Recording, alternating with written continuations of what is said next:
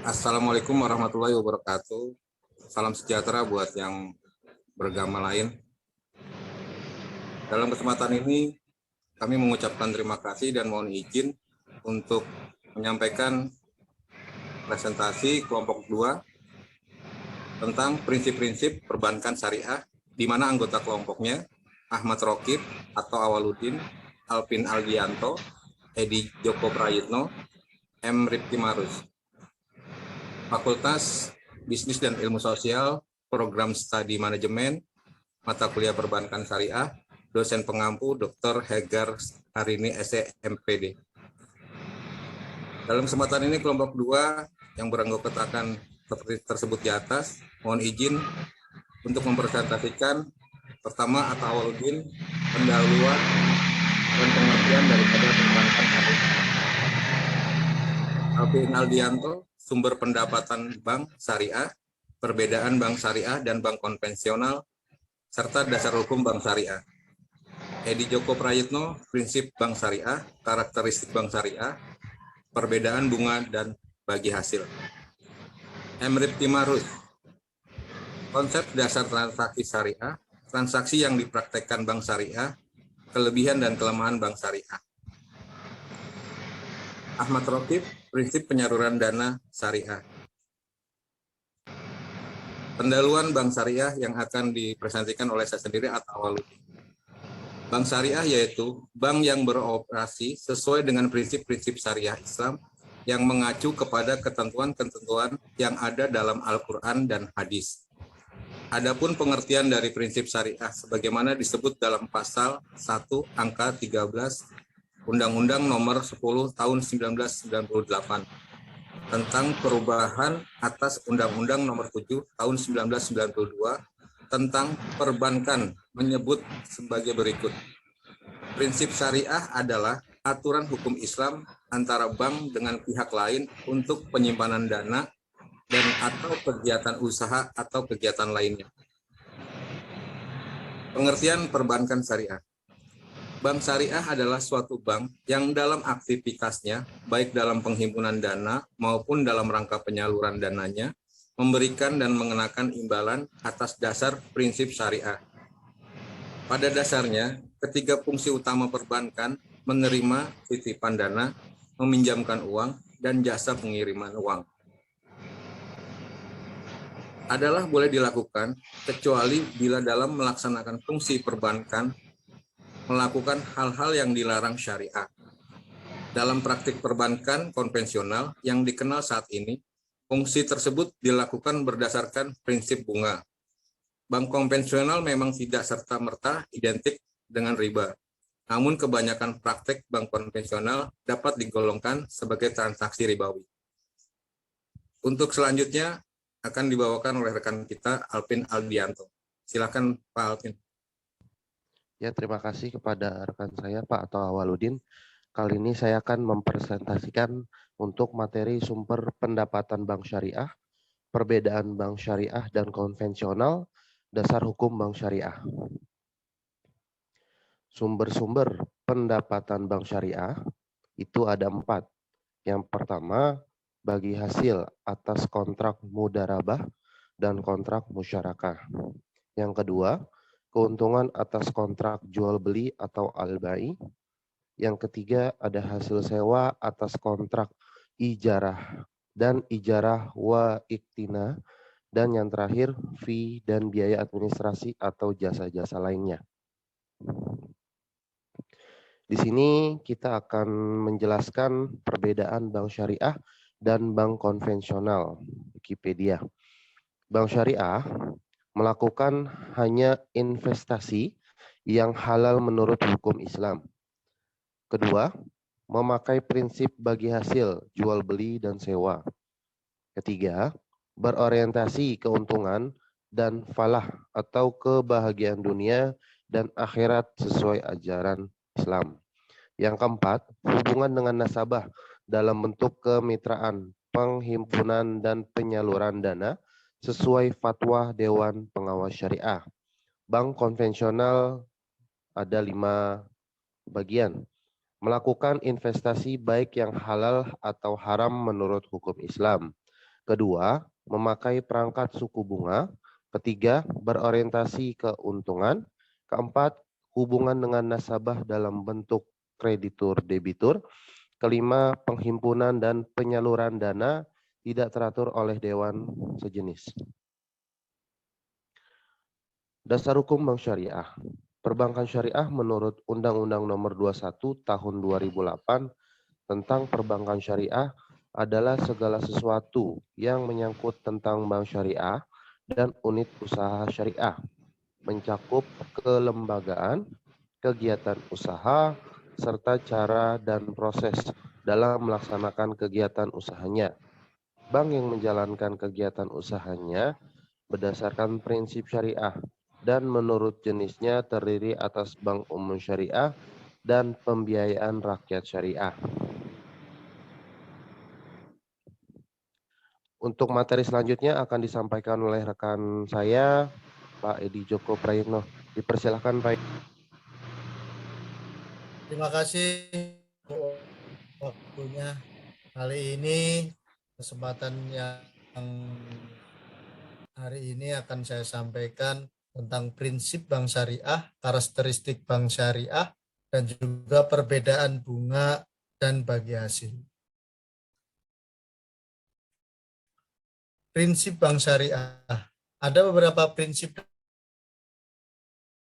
hukum yang dianut oleh sistem perbankan syariah, yaitu 1. Pembayaran terhadap pinjaman dengan nilai yang berbeda dari nilai pinjaman dengan nilai ditentukan sebelumnya tidak diperbolehkan. Yang kedua, pemberi dana harus turut berbagi keuntungan dan kerugian sebagai akibat hasil usaha institusi yang meminjam dana. Yang ketiga, yaitu Islam tidak memperbolehkan menghasilkan uang dari uang. Uang hanya merupakan media pertukaran dan bukan komoditas karena tidak memiliki nilai intrinsik. Yang keempat yaitu unsur horor atau ketidakpastian. Itu tidak diperkenankan karena kedua belah pihak harus mengetahui dengan baik hasil yang akan mereka peroleh dari sebuah transaksi. Yang kelima, investasi hanya boleh diberikan pada usaha-usaha yang tidak diharamkan pada Islam. Misalkan usaha minuman keras, itu tidak diperbolehkan dan tidak boleh didanai oleh perbankan syariah. Selanjutnya yaitu karakteristik bank syariah. Ada 8 berdasarkan prinsip syariah implementasi prinsip ekonomi Islam dengan ciri-ciri pertama yaitu pelarangan riba dalam berbagai bentuknya. Yang kedua, tidak mengenal konsep time value of money.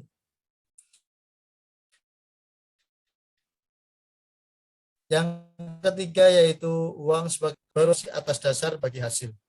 Karakteristik yang kelima yaitu kegiatan usaha untuk memperoleh imbalan atas jasa. Yang keenam, tidak menggunakan bunga sebagai alat untuk memperoleh pendapatan. Karakteristik yang ketujuh yaitu asas utama kemitraan, keadilan, transparansi, dan universal.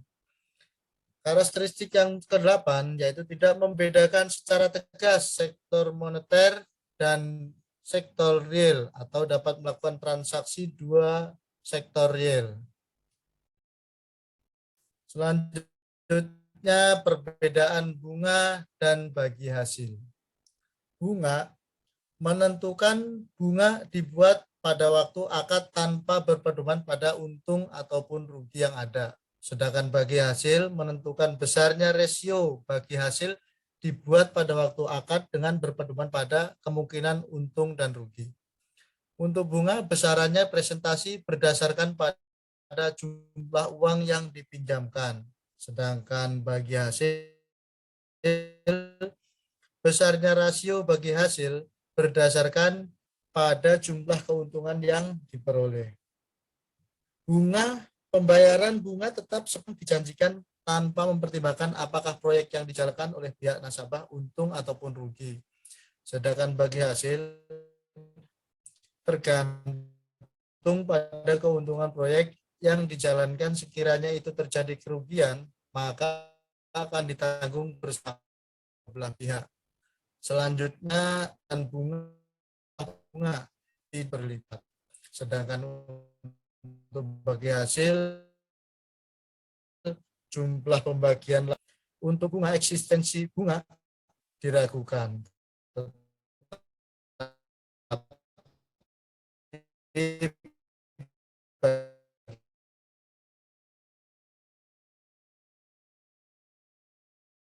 Ada meragukan keabsahan bagi hasil. Untuk selanjutnya ada dasar transaksi yang diperhatikan dan kelebihan dan kelemahan syariah. Silakan untuk Pak Rifki. Terima kasih sebelumnya. Dalam hal ini saya akan menjelaskan mengenai tentang konsep dasar transaksi syariah, transaksi yang dipraktekkan bank syariah, dan yang ketiga kelebihan dan kelemahan bank syariah. Konsep dasar transaksi syariah. Efisiensi mengacu pada prinsip saling menolong untuk berikhtiar dengan tujuan mencapai laba sebesar mungkin dan biaya yang dikeluarkan selayaknya. Yang kedua, keadilan mengacu pada hubungan yang tidak menzalimi atau menganiaya, saling ikhlas, mengikhlaskan antar pihak-pihak yang terlibat dengan persetujuan yang adil tentang proporsi bagi hasil, baik untung maupun rugi. Yang ketiga, kebenaran, mengacu pada prinsip saling menawarkan bantuan dan nasihat untuk saling meningkatkan produktivitas. Selanjutnya, transaksi yang dipraktekkan bank syariah. Yang pertama, transaksi yang tidak mengandung riba. Yang kedua, transaksi yang ditujukan untuk memiliki barang dengan cara jual beli atau murabaha. Yang ketiga, transaksi yang ditujukan untuk mendapatkan jasa dengan cara sewa atau ijarah. Yang keempat, transaksi yang ditujukan untuk mendapatkan modal kerja dengan cara bagi hasil atau mudharabah. Yang kelima, transaksi deposito, tabungan, giro yang imbalannya adalah bagi hasil atau mudharabah, dan transaksi titipan atau wadiah. Selanjutnya, kelebihan dan kelemahan bank syariah. Kelebihan bank syariah. Yang pertama, bank syariah relatif lebih mudah merespon kebijaksanaan pemerintah. Yang kedua, terhindar dari praktek money laundering. Yang ketiga, bank syariah lebih mandiri dalam penentuan kebijakan bagi hasilnya. Yang keempat, tidak mudah dipengaruhi gejolak moneter.